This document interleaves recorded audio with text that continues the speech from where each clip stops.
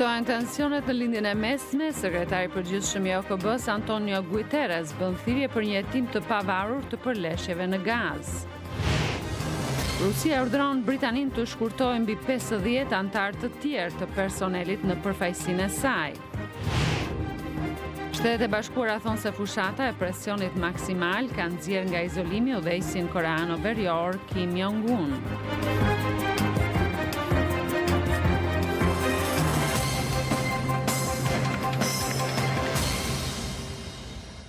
Mirëmbrëma dhe mirë se vini në programin e Zërit Amerikës Ditari. Jam Rodina Dervishi. Në këtë emision do të ndiqni në Shqipëri protesta në autostradën që lidh vendin me Kosovën kundër vendosjes së taksës për kalimin e saj u shndrua sot në një përplasje të dhunshme mes forcave të policisë dhe manifestuesve. Në Kosovë, ndërkohë autoritetet thanë se kanë urdhëruar hetimin e të gjitha institucioneve të përfshira në arrestimin dhe deportimin e 6 shtetasve turq në një operacion që nxiti reagime në shkallë të gjerë. Maqedonia ndërkohë po përpiqet që të ruajë raportet e saj me Federatën Ruse pas dëbimit të një diplomati rus.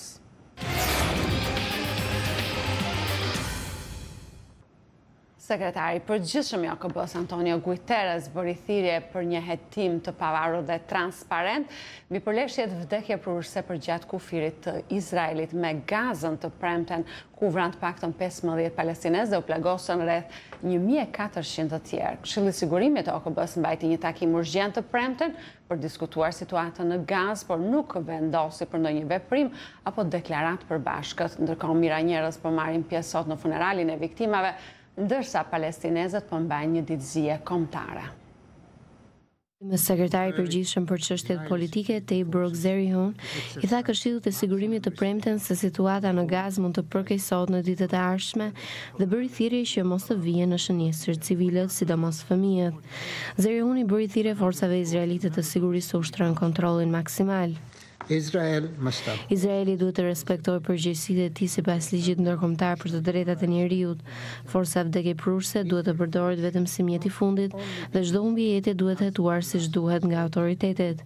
Ne do të vazhdojmë të bëjmë thirrje forcave izraelite të sigurisë për të ushtruar kontrollin maksimal për të shmangur viktima. Diplomati amerikan Walter Miller bëri thirrje gjithashtu për uljen e tensioneve. We are deeply saddened by the loss of life today. Ne jemi thellësisht të tërshtuar nga humbja e jetëve sot. U bëjmë thirrje palëve të përfshira të ndërmarrin hapa për të ulur tensionet dhe për të paksuar rrezikun e përplasjeve të tjera. Ata që përdoren protestat si mënyrë për të nxitur dhunën rrezikojnë jetën e njerëzve të pafajshëm. Të paktën 15 palestinezë u vranë dhe qindra të tjerë u plagosën të premte nga forcat izraelite të sigurisë përgjatë kufirit Izrael-Gazë, tha Ministria Palestineze e Shëndetësisë. Ministria gjithashtu tha se rreth 1400 të tjerë u plagosën.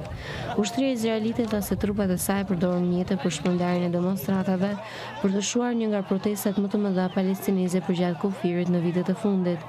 Izraeli gjithashtu përdori një mjet të ri të kontrollit të turmave, dron, ku secili prej tyre përhapi gaz lotësjellës mbi protestuesit. Njerëzit shpejt u shpërndan kur panë se dronët po u afroheshin. Dhuna shpërtheu ndërsa mijëra palestinezë ju afrohen kufirit. Ushtria izraelite tha se trupat e saj u përgjigjen nxitësve kryesor, të cilët po hidhnin gur dhe digjnin goma makinash.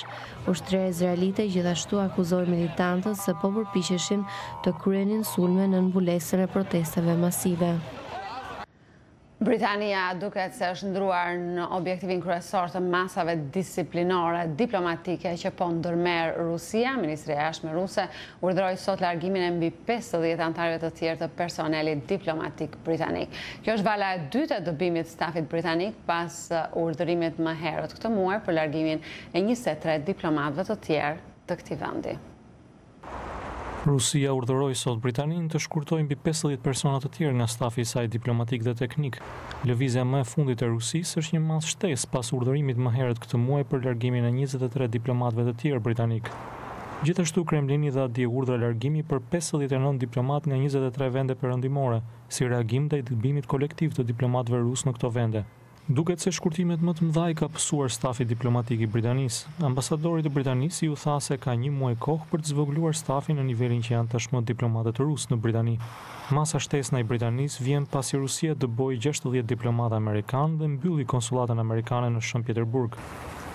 Në ambientet e Ministrisë së Jashtme ruse u pan të thriteshin në takime përfaqësuesi diplomatik të Gjermanisë, Hollandës, Ukrainës, Francës, Italisë, Polonisë, Kroacisë, Belgjikës, Suedisë, Australisë, Kanadasë dhe Republikës Çeke. Pas takimit, ambasadori gjerman Rudiger von Fritsch tha se Rusia nuk ju përgjigj pyetjeve rreth helmimit të ish agentit Skripal, por shtoi se Berlini mbetet i hapur për dialog me Moskën. Shtetet e Bashkuara kanë deklaruar se nuk ka asnjë justifikim për dëbimin nga Rusia të diplomatëve amerikanë. Shtëpia e Bardhë deklaroi se ky veprim i Moskës shënon një përkeqësim të mëtejshëm të marrëdhënies ndërmjet dy vendeve.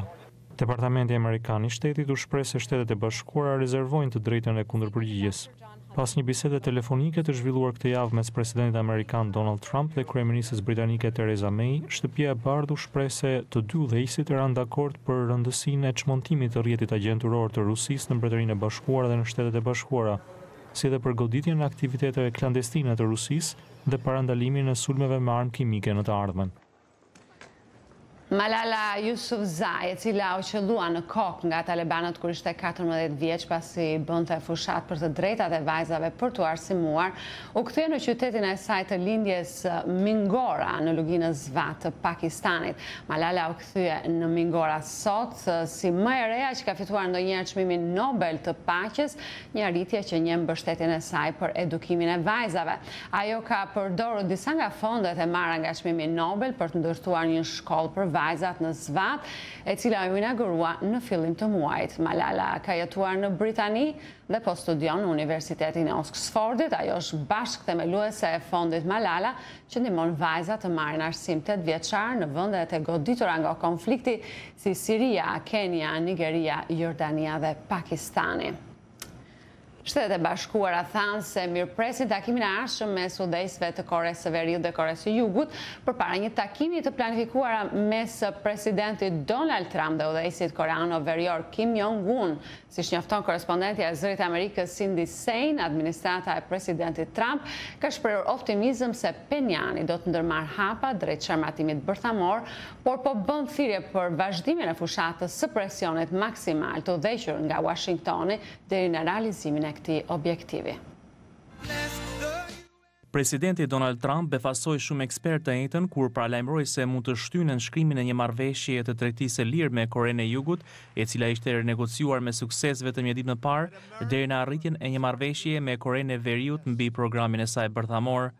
Por Trump ende duke i optimist për takimin e tij të planifikuar me udhëheqësin koreano-verior Kim Jong-un. Ne po ecim shumë mirë me Korenë e Veriut, do të shohim se çfarë do të ndodhë. Sigurisht që retorika është qetësuar pak, apo jo? Zëdhënësja e Departamentit të Shtetit Heather North tha se Shtetet e Bashkuara mendojnë se udhëtimi i papritur i Kim Jong-unit në Kinë i rrit shanset për një takim të suksesshëm Kim-Trump. Departamenti i Shtetit është duke bërë plane për këtë takim. Ne po ecim përpara me besim të plot dhe vullnet të mirë. Ne kemi zhvilluar shumë biseda me Republikën e Koreas lidhur me përmbajtjen e atij takimi dhe besojmë në përgjithësi se fushata e presionit po funksionon. Disa ekspertë janë të shqetësuar se Kim Jong-un mund të ketë një kuptim shumë të ndryshëm nga ai i presidentit Trump dhe negociatorëve amerikan në lidhje me çarmatimin bërthamor. Eksperti Douglas Paul thotë se secila palë duhet i bëjë të qarta pritshmëritë e saj. Pritshmëritë duhet të jenë pjesë e agjendës së takimit të nivelit të lartë dhe pjesë e takimeve paraprake përgatitore.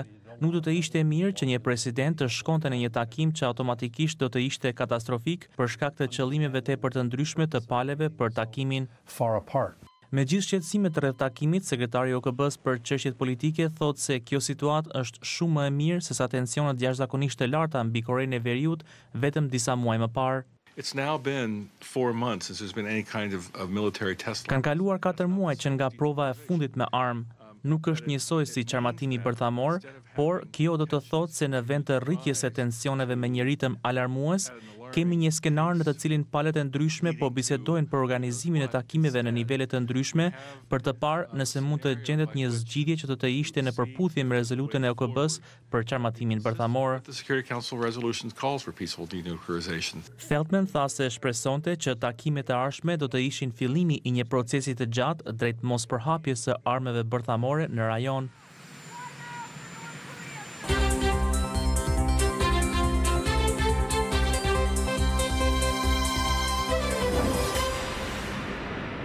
Në Kosovë, autoritetet thanë se kanë urdhëruar hetimin e të gjitha institucioneve të përfshira në arrestimin dhe deportimin e 6 shtetasve turq në një operacion që nxiti reagime në shkallë të gjerë dhe çoi në shkarkimin e zyrtarëve më të lartë të sigurisë në vend.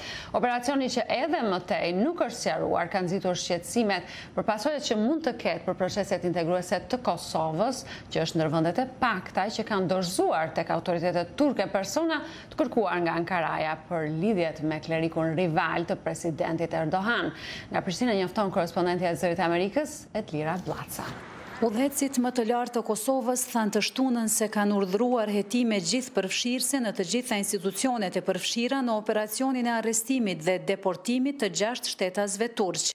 Të 6 punonjës të institucionit arsimor Gülistan, prone e kleriku turk Fethullah Gülen, të cilin presidenti turk Recep Tayyip Erdogan e fajson për një përpjekje grushteti në Turqi 2 vjet më parë, u deportuan të enjtën në një operacion ende të pasqaruar.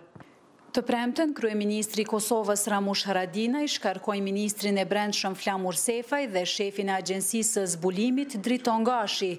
Të shtunën ai mblodhi Këshillin e Sigurisë, pas të cilit tha se ka kërkuar hetim dhe raportim nga institucionet e sigurisë dhe drejtësisë për këtë rast, ndërsa ritheksoi se nuk ka qenë fare informuar për veprimet e institucioneve. Kam kërkuar që të mos befashohet më Kosova as vendimarrësit, që të mos ndodhë më përshëjt kur një praktik, kur ndodhin veprime të tilla, pa informimin, pa lejen e vendimarrësve në këtë rast kryetarit qeverisë. Edhe ka një takodim të tillë nga gjithë. Pak kohë pas tij, presidenti i Kosovës Hashim Thaçi tha se duhet të priten rezultatet e hetimeve dhe më pas të gjithë përgjegjësit do të japin llogari për veprimet e tyre. Zoti Thaçi tha se në bazë të informacioneve që ka marrë nga Agjencia e Zbulimit, deportimi i shtetasve turq ka të bëjë me veprime të paligjshme në Kosovë. Sipas akisë, rastet e njëjta të deportimit të shtetasve të huaj të cilët kanë qenë të përfshirë në aktivitetet të cilat synojnë sigurinë kombëtare, ka pasur edhe në të kaluarën, kuptohet duke respektuar procedurat në fuqi. Por detajet dhe procedurat duhet të sqarohen nga AKI dhe Ministria e Punëve të Brendshme deri në fund. Dhe në rast se ka pasur shkelje, atëherë përgjegjësit duhet të japin llogari, kushdo që të jenë. Presidenti Thaçi u shpreh i zhgënjur me dështimin e institucioneve në mbrojtjen e shtetasve të huaj që jetojnë në Kosovë, megjithatë sipas tij nuk duhet të paragjykohen veprimet e institucioneve para se të përmbyllen hetimet.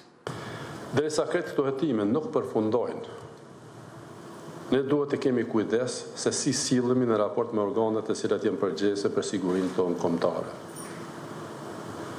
Vija ndarëse ndërmjet çështjeve që janë trajtimi i sigurisë kombëtare dhe mbrojtjes të drejtave dhe lirive njerëzore është problematik e përhershme edhe në shtetet më demokratike të botës. Kosova nuk mund të paraqet përjashtim në këtë aspekt, sepse aktivitetet terroriste dhe të spionazhit në vendin tonë, ashtu sikur në vende tjera demokratike, bëhen në format më të sofistikuara të mundshme. Operacioni është kritikuar ashpër nga organizatat e të drejtave të njeriut dhe njohësit e drejtësisë që thanë se deportimi në mënyrën si ka ndodhur paraqet shkelje të Kushtetutës së Kosovës si dhe të konventave ndërkombëtare për të drejtat të njeriut. Todor Gardos nga organizata për të drejtat e njeriut Human Rights Watch shkroi në rrjetet sociale se kjo dëshmon mospërfillje për të drejtat e njeriut dhe sundimin e ligjit. Përveç arrestimeve të dyshimta, burrat u dërguan në një vend ku ata përballen me rrezikun serioz që t'i nënshtrohen torturës. Presidenti i Kosovës, kryeministri dhe kryetari i parlamentit, të cilët pretendojnë se nuk kishin njohuri për operacionin, duhet të kërkojnë një hetim tërësor, ka shkruar ai. Avokati i popullit Hilmi Ashari tha se veprimet e ndërmarra nga autoritetet publike janë në kundërshtim me standardet ndërkombëtare për të drejtat dhe liritë e njeriut. Megjithatë, presidenti i Kosovës Hashim Thaçi tha të shtunën se ky rast është i izoluar dhe se nuk mund të merret si mas për të treguar se sa zbatohen konventat ndërkombëtare të drejtave të njeriut në Kosovë. Kosova është një nga vendet e rajonit që është nënshtruar trysnis për arrestimin dhe dorëzimin e gylenistëve të kërkuar nga Ankaraja. Turqia ka arrestuar më shumë se 50.000 veta në operacionet kundër mbështetësve të dyshuar të Fethullah Gülenit, klerikut që akuzohet se qëndronte prapa grushtetit të korrikut të vitit 2016. Kleriku Gülen, që jeton në Shtetet e Bashkuara, i ka mohuar vazhdimisht akuzat. Fondacioni i tij FETO drejton rreth 40 shkolla në Ballkanin Perëndimor, përfshirë 15 institucione në Bosnjë, 12 në Shqipëri, 7 në Maqedoni, 5 në Kosovë dhe 1 në Serbi. Për Zërin e Amerikës, Edlira Blaca, Prishtinë. Jemi në një pritje të një materiali nga Shqipëria lidhur me protestat atje sot në Kukës, ndërkohë që presim materialin, vazhdojmë me një kronik nga Maqedonia. Në Maqedoni po përpiqet në fakt shteti i Maqedonas po përpiqet të ruajë raportet me Federatën Ruse pas dëbimit të një diplomati rus në kuadër të solidarizimit me Britaninë e Madhe për rastin Skripal, por edhe për shkak të aktiviteteve të spionazhit të përfaqësuesit të ambasadës ruse në Shkup. Kryeministri Zoran Zaev thotë se duhet respektohet Konventa e Vienës, ndërsa shpreson se marrëdhëniet me Moskën do të përmirësohen. Isak Ramadani njofton nga Shkupi. Urdhri për dëbimin e një diplomati rus nga Maqedonia ka nxitur një retorik kërcënuese nga Federata Ruse ndaj vendit të vogël ballkanik, ndërkohë që Shkupi me tone të matura përpiqet të ulë tensionet. Diplomati rus emri i cilit nuk u bë i ditur, përveç se u dëbua në shenjë solidarizimi me Britaninë e Madhe për rastin Skripal, merrej edhe me veprimtari spionazhi sipas Ministrisë së Jashtme Maqedonase. Ambasadori rus në Shkup Oleg Shqerbak, ndërkaq që duke shprehur qëndrimet e Moskës kundër antarësimit të mundshëm të Maqedonisë në NATO, tha se vendi i tij në rast të një konflikti me Aleancën Veriatlantike nuk do të përjashtonte Maqedoninë si cak i sulmeve eventuale ruse. Autoritetet maqedonase megjithatë përpiqen të manjanojnë retorikat e ashpra dhe as nuk dihet nëse do të thrasin për shpjegim ambasadorin Shqerbak. Kryeministri i Maqedonas Zoran Zaev shpreson se Rusia dhe Maqedonia do të ndërtojnë miqësi midis tyre dhe jo të thellojnë përplasjet verbale, por thotë se Konventa e Vienës është shumë e rëndësishme dhe e saktë dhe ligjet e Maqedonisë po ashtu. Ne kemi vepruar vetëm mbi bazë të Konventës së Vienës dhe ligjeve të Maqedonisë, ndërkohë që disa herë është tërhequr vërejtja përfaqësuesve diplomatik rus në Maqedoni që të mos veprojnë jashtë këtyre kornizave, thot ai. Atë që kemi ndërmarrë ne është e njohur në praktikën ndërkombëtare dhe ne presim që kushdo qoftë të veprojë njësoj ndaj përfaqësuesve tanë nëse nuk i respektojnë ligjet e vendit ku ndodhen dhe rregulloret ndërkombëtare. Maqedonia, tha Kryeministri Zaev, ka synime strategjike dhe ato janë antarësimi fuqiplot në NATO dhe në Bashkimin Evropian. Por ne, shtoi ai, nuk kërkojmë antarësim në NATO që të sulmojmë dikë, por që të kujdesemi për paqen në botë së bashku me vendet e aleancës. Ne kërkojmë këtë për shkak të vlerave të NATO-s dhe sundimit të ligjit, vlerat që kanë të bëjnë me të drejtat e njeriut, lirinë e fjalës, që janë vlerat të NATO-s dhe Bashkimit Evropian, dhe këto janë arsyet pse mbi 75% e qytetarëve të Maqedonisë janë orientuar ka këto organizata, u tha Zaev mjeteve të informimit. Ai përsëriti se dëshiron përmirësimin e marrëdhënieve me Federatën Ruse, për çka tha se të dy vendet mund të kenë dobi dhe siç u shpreh, në Maqedoni ka një shumicë dërmuese të ortodoksëve slav, si edhe në Rusi, që paraqet një lidhshmëri në mes tyre. Përpjekjet për shtrirjen e ndikimit rus nga ana tjetër, sipas analistëve, nuk mund të rezultojnë me sukses në Maqedoni për shkak të përcaktimit të popullit të këtij vendi drejt integrimeve euroatlantike. Për Zërin e Amerikës, nga Shkupi, Isak Ramadani.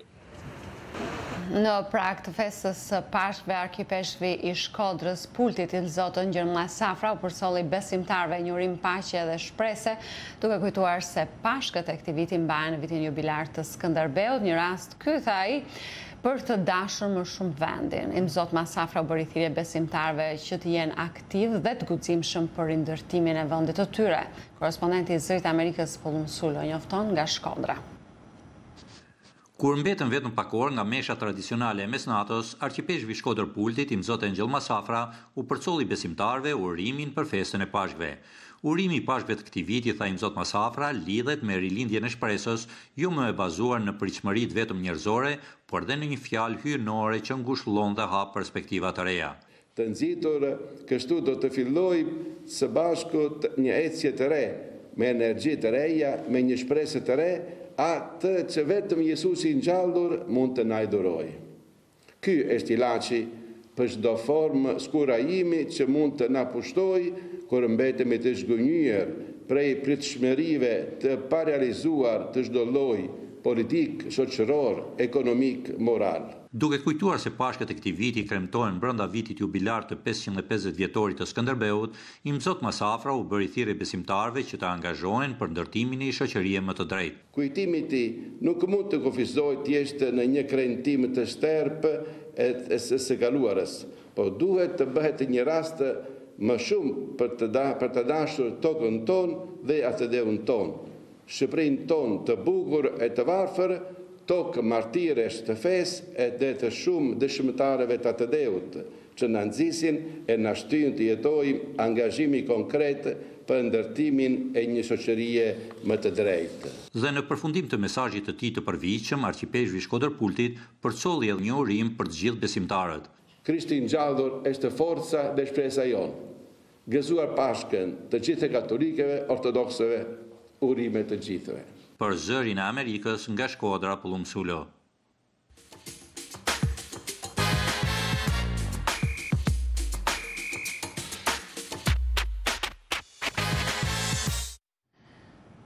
E drejta për të arritur lumturinë në jetë është ndër të drejtat e patjetërshësueshme që përfshihet në Deklaratën e Pavarësisë së Shteteve të Bashkuara.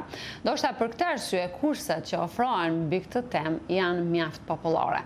1200 studentë janë regjistruar për një kurs që mëson studentët në Universitetin Yale se si të jenë më të lumtur. Nxënësit e ndjekin kursin në klasë ose në mënyrë digjitale. Nuk mund të gjesh një vend bosh në sallën e madhe në mjediset e Universitetit Yale ku nxënësit mblidhen për të dëgjuar profesoren e psikologjisë Lori Santos. Kursi Psikologjia dhe jeta e mirë ndihmon nxënësit të kuptojnë çfarë na mëson shkenca për të ndërtuar një jetë më të suksesshme dhe më të lumtur. Së pari ne diskutojmë konceptet e gabuara mbi çfarë na bën të lumtur. Të gjithë kemi dëgjuar se paraja dhe pasuria nuk të bën të lumtur. Studimet tregojnë se njerëzit vazhdojnë të përpiqen për të arritur disa gjëra që mendojnë se do t'i bëjnë të lumtur, por në fund të kuptojnë se e kishin gabim. Një ndër konceptet e gabuara është se duhet të ndryshojmë diçka në jetë që të bëhemi të lumtur, sikurse të gjejmë një punë më të mirë, të marrim një rrogë më të madhe, të blejmë shtëpi më të madhe. Por studimet tregojnë se këto faktorë kanë ndikim fare të vogël tek lumturia. Shkencëtarët përllogarisin se përmirësimi i këtyre rrethanave përfaqëson 10% të lumturisë. Në fakt, studimet tregojnë se ajo që krijon lumturi është ndërveprimi me njerëz të tjerë, duke folur, duke krijuar lidhje miqësore. Shumë e rëndësishme është që njeriu të shpenzojë kohë me familjen dhe miqt, por edhe që të rezervojë kohë për argëtim. Profesorja Santos thotë se po shtohet presioni që nxënësit të dalin me sukses në shkollë, apo që njeriu të arrijë sukses në punë duke krijuar konceptin e gabuar se këto suksese lidhen me lumturinë. Shkenca na ndihmon të kuptojmë se cilat faktorë janë vendimtar për të arritur një jetë lumtur. Disa studentë në Yale po e dëgjojnë këtë këshill.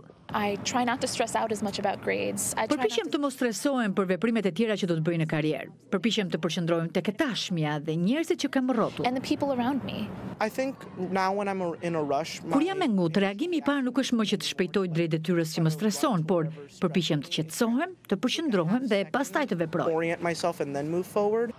Studentëve u jepen detyra shtëpie, siç është të treguarit e mirënjohjes, të kryejnë akte humane, të forcojnë lidhjet shoqërore. Falë interesimit të madh tashmë kursi ofrohet edhe përmes internetit. Rreth 150 kilometra në brendësit rrethit arktik ndodhet qyteti rusi Vorkullës, një qytet e vogël minator. Shumë banorë kanë braktisur qytetin pas rënies së Bashkimit Sovjetik, por ende kanë mbetur atje 70.000 njerëz thuajse të shkëputur nga pjesa tjetër e Rusisë. Në vazhdim do t'u njohim me sfidat me cilat përballet ky qytet i izoluar në mesin e hakullit, shumë larg shkëlqimit të vilave të miliarderëve të Moskës. Vorkuta ndodhet në buzë të vendbanimeve njerëzore. Ekstremet bardhëzi të qytetës së trondisin. Hapësira pafund të akullit arktik, ku duket sikur mbijnë minerat e qymyrit. Qyteti po vdes. Rënia e Bashkimit Sovjetik e la Vorkutën të pambrojtur ndaj fenomeneve të tregut të lirë. Në vitet 1990, kur sistemi po shthurej, 8 nga 13 minerat e qytetit u mbyllën. Në 30 vitet e fundit, 2/3 e banorëve janë larguar. Në mesin e rënies ekonomike të qytetit, Nadezhda Kozhevnikova përpiqet të mbajë biznesin e saj. Ajo thotë se Vorkuta është lënë në harres. Me sa kuptoj unë, ne kemi rezerva të mjaftueshme qymyri edhe për 50 vjet të tjerë. Kërkesë për qymyr ka. Atëherë pse minierat nuk rimë këmbën? Asgjë nuk po bëhet. Edhe në këto kushte, vetëm pak banorë të Vorkutës votuan për ndryshim. 73% e tyre mbështetën partinë Rusia e Bashkuar të presidentit Vladimir Putin në zgjedhjet e kohëve të fundit. Vëzhguesit thonë se votimet nuk ishin të lira dhe të drejta. Viktor Telnov nuk është i interesuar të debatojë për demokracinë. Ai u jep mësim brezit të ri të minatorëve, duke u mësuar atyre aftësitë etike për mbijetesën e Vorkutës. Si shta një figurë e njohur politike e kohët e fundit, mos keni iluzione. Këtë herë ne nuk zgjedhim një president, por një komandant. Këto zgjedhje janë emblematike për Rusinë dhe për të gjithë komunitetin botror. Ne treguam se sa të bashkuar jemi si rus, thot ai. Vorkuta u ngrit në mesin e hapësirave me akull në vitet 1930 me punën prej sklevrish të internuarve të gulagut të Stalinit. Në tokën e ngrirë të kësaj zone të Arktikut janë varrosur rreth 200.000 të burgosur politik.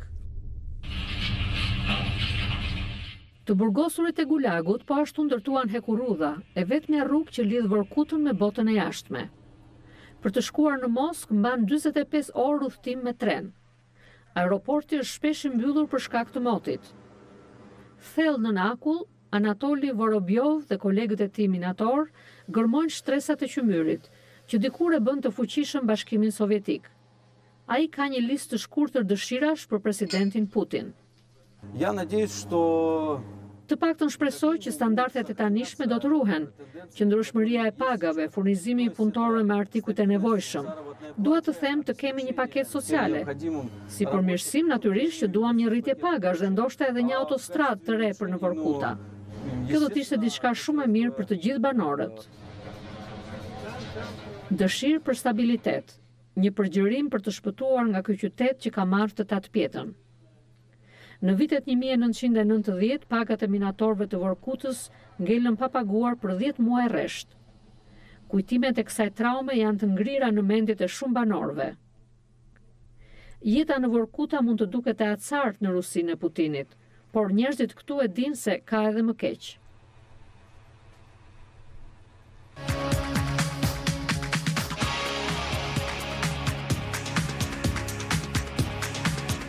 Në Shqipëri, protesta në autostradën që lidh vendin me Kosovën kundër vendosjes së taksës për kalimin e saj u shndrua sot në një përplasje të dhunshme mes forcave të policisë dhe manifestuesve, të cilët i vunë më pas flakën sporteleve të ngritura për pagesën e taksës.